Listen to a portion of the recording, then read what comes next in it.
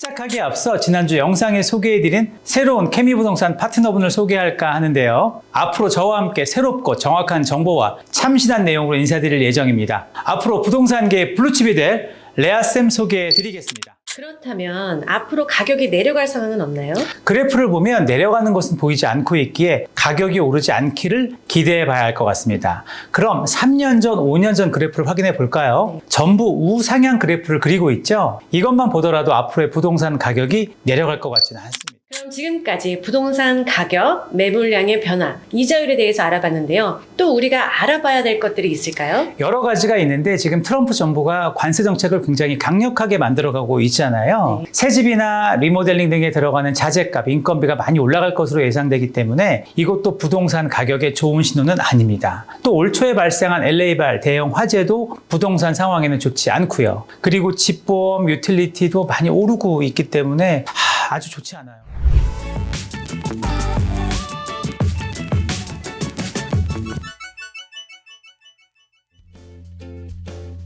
안녕하세요. 캘리포니아 부동산을 편하고 알기 쉽게 설명해 드리는 케미부동산의 케빈 킴입니다. 3월 들어 다시 부동산이 기지개를 폈는지 상담 전화들이 오기 시작했습니다. 하지만 아직 부동산 가격은 내려가지 않는 상황이고요. 매물량도 그다지 예년처럼 회복되고 있지 않은 상황이라 좀 걱정입니다. 그래도 이자율은 6% 초반대로 조금 내려가고 있어서 다행입니다. 오늘은 특별히 2025년 하반기에 주택을 구입하려는 분들께 앞으로의 부동산 상황을 정확히 알려드리고자 합니다. 시작하기에 앞서 지난주 영상에 소개해드린 새로운 케미부동산 파트너분을 소개할까 하는데요. 앞으로 저와 함께 새롭고 정확한 정보와 참신한 내용으로 인사드릴 예정입니다. 앞으로 부동산계의 블루칩이 될 레아쌤 소개해드리겠습니다.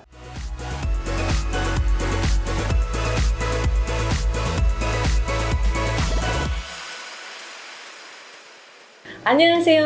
앞으로 케빈의 미국 부동산에서 인사드리게 된 레아 킴입니다. 케빈 대표님과 함께 시청자분들께 좋은 정보, 확실한 마켓 상황, 손님들께서 원하시는 내용들을 열심히 발로 뛰며 노력해 볼 테니까요. 많은 관심과 응원 부탁드리겠습니다. 좋습니다. 우리 시청자, 구독자분들이 굉장히 똑똑하시고 정확하세요. 앞으로 기대에 잘 부응해 주실 줄 믿겠습니다. 잘 하실 수 있죠? 그럼요. 자신 있습니다. 좋습니다. 그럼 본론으로 들어가 볼까요? 네, 오늘 주제 공개해 드릴게요. 오늘 주제에 많은 분들의 관심이 많으실 것 같은데요. 확실한 솔루션과 좋은 팁이 될 수 있는 정답을 알려주시면 감사하겠습니다. 그럼 현재 캘리포니아 부동산 상황은 어떠한가요? 먼저 그래프를 보면서 알려드릴게요. 일단 캘리포니아 부동산 가격은 75만에서 83만으로, LA 카운티는 83만 5천에서 92만으로 10% 정도 올랐다고 생각하시면 될 것 같습니다. 그럼 오렌지 카운티는 어떻게 되나요? 오렌지 카운티는 105만 불에서 118만 9천으로 13% 정도 올랐습니다. 역시 LA 쪽보다 오렌지 카운티 쪽이 좀 더 올랐습니다. 그럼 많은 분들이 오렌지 카운티에서 주목하고 있는 풀러튼과 얼바인은 어떤가요? 먼저 플러트는 98만 4천에서 100만 불로 거의 변화가 없고요. 얼바인은 146만 2천 불에서 153만 2천 불로 6% 정도 올랐습니다. 그래도 한인분들이 좋아하는 대표 지역은 다른 지역에 비해 많이 오르지 않아 다행이네요. 제가 보기엔 다른 지역에 비해 플러튼이나 얼바인 지역의 집값이 비싸다 보니 거래량이 적고 바이어분들의 진입 장벽이 높아서 그런 것 같습니다. 그렇다면 앞으로 가격이 내려갈 상황은 없나요? 그래프를 보면 내려가는 것은 보이지 않고 있기에 가격이 오르지 않기를 기대해 봐야 할 것 같습니다. 그럼 3년 전, 5년 전 그래프를 확인해 볼까요? 전부 우상향 그래프를 그리고 있죠? 이것만 보더라도 앞으로의 부동산 가격이 내려갈 것 같지는 않습니다.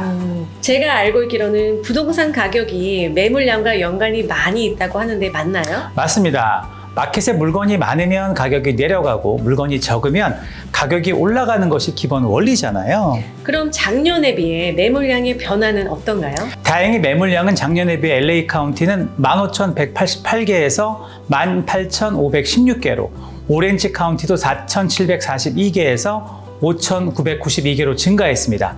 그나마 다행인 것 같아요. 네, 그럼 풀러튼과 얼바인은 어떤가요? 플러트는 160개에서 173개로, 얼바이는 406개에서 662개로 늘었습니다. 하지만 여기에서 주목할 것은 작년에 비해 너무 매물이 적게 나와 올해 조금 나아진 것으로 보이지만 3년 동안의 통계를 확인해 보면 확실히 매물량이 줄어든 것이 사실입니다. 결론적으로 앞으로 매물량이 눈에 보이게 늘어나지 않는 한 부동산 가격이 내려가지 않는다는 것인데요. 맞습니다. 그래서 부동산 가격에 관심이 많은 분들은 꼭 마켓에 매물이 많아지는지 적어지는지 확인해 보셔야 합니다. 네, 그럼 이자율에 대해서 얘기해 주시죠. 작년 3월 이자율이 6.25%에서 점점 올라 6.87%까지 올랐고요. 다시 현재 6.25% 정도를 유지하고 있습니다. 다행인 것은 앞으로 이자율은 조금 안정세를 찾아갈 것이라고 많은 전문가들이 예측하고 있습니다. 그럼 지금까지 부동산 가격, 매물량의 변화, 이자율에 대해서 알아봤는데요. 또 우리가 알아봐야 될 것들이 있을까요? 여러 가지가 있는데 지금 트럼프 정부가 관세 정책을 굉장히 강력하게 만들어가고 있잖아요. 네. 새집이나 리모델링 등에 들어가는 자재값, 인건비가 많이 올라갈 것으로 예상되기 때문에 이것도 부동산 가격에 좋은 신호는 아닙니다. 또 올 초에 발생한 LA발 대형 화재도 부동산 상황에는 좋지 않고요. 그리고 집보험, 유틸리티도 많이 오르고 있기 때문에 아주 좋지 않아요. 그럼 올해 하반기 부동산 전망도 그다지 밝지는 않네요. 그럼 앞으로 구입을 앞두고 계신 분들은 어떻게 하는 게 좋을까요? 집값이 떨어질 때까지 계속 기다려야 하나요? 제가 많이 받는 질문 중에 집값은 언제 떨어지나요? 라는 것 아시죠? 거기에 대한 대답은 하나입니다. 앞으로 집값 떨어질 일은 절대 없으니 그런 거 기대하지 마시고 어떻게 하면 최대한 효율적으로 집을 사야 하는지 고민해 보시라고요. 그렇다면 시청자분들께 좀 더 구체적으로 설명해 드리면 어떨까요? 저를 바이어라고 생각하고 말씀해 주시죠. 자, 좋습니다. 먼저 내 상황에 맞는 부동산 구입 리스트를 작성해 보는 겁니다. 현재 나가는 렌트비는 얼마인지, 학구는 필요한지, 직장과의 거리나 재택근무 등 나의 근무 형태는 어떤지, 주변 환경이나 교통은 어떤지 등에 대해 순차적으로 리스트를 만들어 보고 거기에 우선순위를 매겨보는 거죠. 그럼 꼭 필요한 부분과 좀 덜 필요한 부분? 맞습니다. 근데 그렇게 중요한 부분과 조금 덜 중요한 것을 나누면 집에 대한 눈높이가 바뀌게 되니까 조금은 집에 대한 구입 선택권이 늘어날 수 있습니다. 모든 리스트가 다 만족되길 원하면 결국 못 사는 건 아닌가요? 그러다 시간만 가는 건 아닌지 모르겠어요. 맞는 말씀입니다. 이러다 시간만 가는 거죠. 시간이 지나서 더 좋은 상황에 집을 사면 좋겠지만 이러다 5년, 10년 보낸 분들을 상당히 많이 보았습니다. 맞아요. 그런 분들 주변에 많죠. 그럼 또 어떤 방법이 있을까요? 학군이나 직장에 큰 불편함이 없다면 거리를 조금 넓게 보는 것도 좋습니다. 아직도 조금만 나가면 가성비가 좋은 집들이 많이 있거든요. 네, 맞습니다. 지난 3주 동안 나간 영상에도 있었잖아요. 그리고 그런 새 집들이 좋은 오퍼들이 많더라고요. 제가 막 얘기하려고 했는데 저는 이런 식의 새 집을 구입하는 것도 아주 좋은 선택이라고 생각합니다. 연식도 좋고 플로어 플랜도 좋고 새 집을 구입할 때 인하우스 렌더를 쓰면 이자율도 일반 은행보다 좋은 이자율과 크레딧까지 받을 수 있거든요. 네, 얼마 전 소개해 주신 새 집도 이자율 4.99, 렌더 크레딧이 15,000불 지원되는 플랜도 있었잖아요. 생각보다 많은 분들이 이런 혜택을 보시고 집 구매하신 경우가 있었습니다.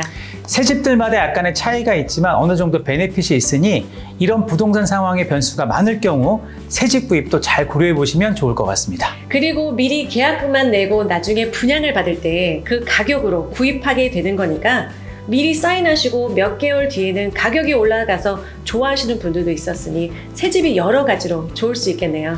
꼭 새 집이 아니어도요, 눈을 조금 멀리, 조금 낮게 보시면 내가 생각하지 못했던 반전이 일어날 수 있습니다. 네, 모든 분들이 해당되는 것은 아니지만 지금 알려주신 내용들도 참고하시면 좋을 것 같습니다. 오늘 2025년 하반기를 대비한 부동산 전망에 대해서 알아봤는데요. 마지막으로 정리 한번 부탁드릴게요. 먼저 부동산 가격은 내리지 않을 것이다.